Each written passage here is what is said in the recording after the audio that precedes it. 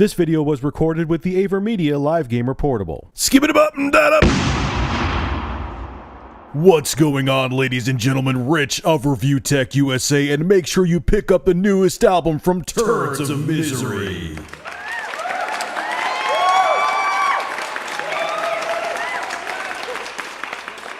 So, Microsoft's E3 2013 conference happened. A lot happened in the conference, like an assload of nipples happened. I guess an assload of nipples would be a lot. I've never had an assload of nipples, but I'll roll with that. And I have a bunch of notes here, and I'm going to give you my take on everything, but let's begin. Yeah. Before I start, just a little disclaimer here. I'm not going over everything. I'm going over the things that caught my eye, which is like 90% of it anyway. But if I miss something, you know why. I could have cared less about it. So let's begin. They started off the show with a huge bang. They showed a bunch of in-game footage from Metal Gear Solid 5, which made me shit my pants a little bit. I'm not even a fan of the Metal Gear Solid series. It's not my bag usually, but damn, that game looked good. It looked like it's going to be fun to play. I want to play it. It looks impressive. Moving on, the Xbox 360 is getting a remake. Maybe I missed it, but they didn't give a price. I'm hoping with this remake, they're going to drop the price down. Friggin' finally. I mean, how long has the Xbox 360 been going for $299 for Christ's sake? Anyway, so it looks more like the Xbox One, which means it's mildly unattractive. And yeah, that's it. The Xbox One, just like the PS3, will have in-game recording capabilities. That's pretty cool. Again, that'll alleviate a capture card, or in most cases. I don't think capture cards are going to die. I think that was a bold statement I made a while back. Rise, the game from Crytek, also made me shit my pants a little bit. It looks amazing. They had a little too many quick time events for me where you have to press a button at a certain time. I hope they ease up on that in the final product. But yeah, it looks badass. It definitely looked next gen, and it got me excited. That was cool. Here's one that was not a shocker. There's been rumors. They've been denying. Killer Instinct's coming back. That's freaking awesome. The gameplay looked pretty badass too. They're doing the whole thing. We're going to have a Mad Catz controller with that you could buy. They're going to make, obviously they're going to do the whole bundles and everything. They talked about indie games, but they didn't say they're going to, give indie developers more freedom on their platform, because as indie developers are bitching at. And they showed Minecraft, which, I don't really consider Minecraft that indie anymore. I mean, I know it's still an independent developer that makes it Notch, but come on, man, they're killing it right now with Minecraft. What is it, like 6 million downloads just for the 360 alone? I'm not even including the PC. Yeah. Quantum Break, I believe that's the name. If I'm wrong about that, I apologize. Showed a cutscene. I'm sure the game's going to be great. It's the same people that made Alan Wake, but show gameplay. Don't show me, a pre-rendered cutscene that has nothing to do with the gameplay. Project Spark looks innovative. It's this game where you can kind of make your own games with it. Like the guy was telling, make a mountain, make a hill, make it day, make it night. Put grass, don't put grass. Put rivers, make a rock, go and attack people and hump them. Not my cup of tea, but you know what? I could see it has a lot of potential, and I have to put my own preferences aside and see when something's crap or not. I don't think that's going to be crap. I think it has a lot of potential. I think people will be into it. This one's huge. The Xbox One is going to have Twitch TV integration, so you could stream right to Twitch TV from the Xbox One. That is pretty sweet. That was definitely a smart move on their part. From the people who made Panzer Dragoon Saga, I said that wrong. Hopefully, no, I didn't say it wrong. They're making Crimson Dragon. There was a technical issue when they were showing the footage, but the game looks pretty badass, man. Looks gorgeous, and those guys make good games. So, Dead Rising 3 looked good, but this part pissed me off. It's an exclusive to the Xbox One. Yeah. That sucks. The gameplay looked amazing. People were bitching that it didn't look like a Dead Rising game. Yeah, it does. Did you play the first two? I did. It looked like Dead Rising, except with next-gen graphics. We knew this already. Whoopee, they're getting rid of Microsoft points. The Witcher 3 looks pretty damn good. I mean, I'm not a Witcher fan. I have The Witcher 2. I played a little bit. But it looks impressive. So it looks like it's going to be a good sequel. If you're into the Witcher series, you're going to probably really like The Witcher 3. Battlefield 4, which we knew they were going to show. The first thing, which is annoying, the whole timed exclusive thing just needs to die. If the game's going to be out for multiple platforms, I mean, like if you're hell bent on buying a PS4, would the maps coming out even like 2 months later for the PS4 as opposed to the Xbox One make you go, I can't wait for 2 months. I'm going to buy an Xbox One instead. I just can't picture people. I mean, I'm sure there is a small group, but I think most gamers would be like, I can wait 2 months. Who gives a shit? Here's the thing they said. They showed Battlefield 4 and they said, oh, it's running at 60 frames per second. Now, they didn't say it was actually playing on the Xbox One, but I'm sure they wouldn't say that if it wasn't going to be running at 60 frames per second on the Xbox One. And the game looked graphically demanding. Wonder what resolution it's going to run at. There was rumors around before it was going to run at 720p. A lot of people said that, that rumor's false.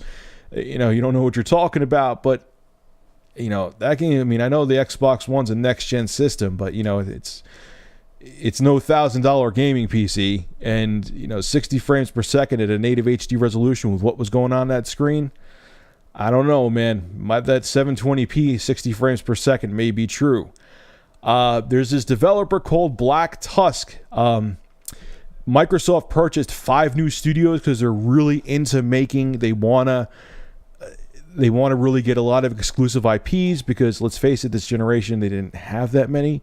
What really kept Microsoft in the lead for a very long time with the Xbox 360 was the developers found it easier to program for, so they got more games. But this development studio, Black Tusk, showed a game. And yeah, the trailer of it sucked. It just was a guy with a gun. He jumps through a window, and that's really it. Showed absolutely nothing. I'm sure it'll be a good game. Of course, someone has messaged me on Facebook, even though I had it shut down. I'm sure it's going to be a good game, but the trailer showed absolutely nothing to entice me. The new Halo reveal. It was funny. It looked like something from Star Wars, and there was a guy walking around. He had a bunch of dog tags in his hand. Takes his hood off, and it's Master Chief. Yeah, once again, no gameplay, but and they're going to have the next Halo, another big thing with it, the Halo for the Xbox One. All these friggin' numbers. The Xbox One is actually going to run at 60 frames per second. It's about time. Jesus, should have happened the previous generation, not this one with the 60 frames per second. The only game that I know off the top of my head, I'm sure there's others, that is mainstream anyway, that ran at 60 frames per second, that wasn't a fighting game, was Call of Duty. But that was at a sub-HD resolution. We'll get to the shit kicker last. But the last thing that was shown, the thing that's a shit kicker wasn't last. Respawn Entertainment showed Titanfall. It's like a futuristic mech game where you're shooting other mechs, and it's first-person shooter, and it looked okay. I mean, it wasn't. That best for last thing. There was definitely things that. Dead Rising 3 honestly piqued my interest, and Killer Instinct piqued my interest the most. I'm sure there were other things here I'm forgetting. MGS5 too as well. It looked all right. I'm sure it'll be a good game. I wasn't really digging it that much. Just the whole mech thing and the super futuristic thing. It was okay. It wasn't a showstopper for me like Microsoft thought it was going to be. Last thing here. Oh, boy. Now, they showed you all these great games. Of course, they didn't talk about the used game policy in completion. I know that they had Major Nelson go over the policies on Microsoft's website or his blog or whatever. I'm not sure. I know someone sent me the link and I read it. But all right, so they showed you all these amazing games. It was like, oh man, the Xbox seems great. They didn't really, iron out any of the technical details about always being online, or if it's just 24 hours, or do you have to, dance around it naked to be able to use it in your RV when you're not near an internet connection. So they're like, oh yeah, we show all these great games. Maybe they're not paying attention. We'll just slip the price that it's going to be under the rug. Oh yeah, it's going to be $499. It's going to be $500 and 499 euros. Yeah, good luck with that one. That's expensive. What are you thinking? Here I'm thinking, okay, I knew it wasn't going to be like $300. There's people out there saying, oh, it was going to be $299. Come on. The current generation consoles, the PS3 and Xbox 360, still go for $299 certain models of them. It's not going to be that cheap. It has newer tech in it. I don't know if you want to call it next gen, but it has newer technology in it. But $500 US? Are you kidding me? Okay, Microsoft, yeah, you had the games, you had the exclusives, but especially with how lukewarm people feel about you right now, and that's I'm being generous saying people feel lukewarm about Microsoft, especially after the disastrous reveal they had a few weeks back. You're going to make people spend $500 on a gaming console? Especially, look what happened with... Now, IGN had it wrong. I watched their post-show, and one of the guys in there was like, oh, well, the Xbox 360 started at $399 and $499. No, it didn't. Wrong again, Bob. It was $299 and $399. $400 as opposed to $500. That's that mental limit, man. Like, even me, like, $400, okay, I could fork that over. I could save up my pennies, sell my ass in the street a little bit. But $500 is pushing it. You're like in PS3 territory when it launched again.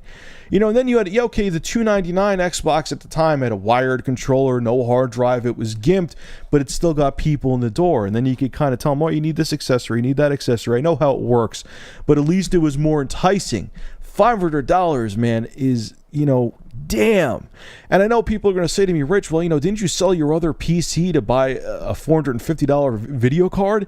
Yeah, I did, but I'm an exception to the rule, and I didn't even have the money for that card. I had to sell something for it. So, if the PS3, I hope to God they're going to be like in the low 400s, man, because I'm not going to be able to afford it. I don't think a lot of people are. And to drop it at that price. And what happened to the whole thing? Not that I would do it. Like I said before, I'm not into the whole contract thing, but what happened to that? You could obtain an Xbox for, you put down a small down payment and you pay monthly fees or pay for Xbox Live for it. That's not there. I guess that went out the window. So now think about what you have to do. You got to drop $500 for the system from the get-go. You got to buy Xbox Live. You're going to have to buy a game. I'm sure you're going to have to buy other accessories for it too. You're going to be at like $800 by the time everything's said and done. Now, I understand that's happened before, but what happened to all this thing? The economy's still tough, and all these expert analysts, which were wrong, even I was one of them too. I'm not an expert analyst, but I was wrong. What happened to the affordable pricing? That's not affordable. And the general public is going to look, yeah, the games are there, man, but if people don't have the money, they don't have the money. They can't, make it grow in their backyard or pull it out of their ass. Oh man, it's going to be at least at best be a slow start for the Xbox One at that price point. What were you thinking, Microsoft? What were you thinking? All in all, I thought the show though was pretty good. The games looked pretty badass. I went over what I thought about things as I was telling all my bullet points that I wrote down. But yeah, there was a hell of a lot of games. They didn't bullshit. They came through, but with all those policies that are still kind of up in the air and that price point, I sure as shit ain't getting one, at least for a very long time. Anyway, guys, leave your thoughts on Microsoft's E3 2013 conference in the comment section below. Make sure in general to rate, comment, favorite, and subscribe. And if you have an interesting news story you would like me to discuss, private message me with a link via YouTube. And if I use your news article, I will give you a shout out in the video and feature your YouTube channel in the description. Have a good one.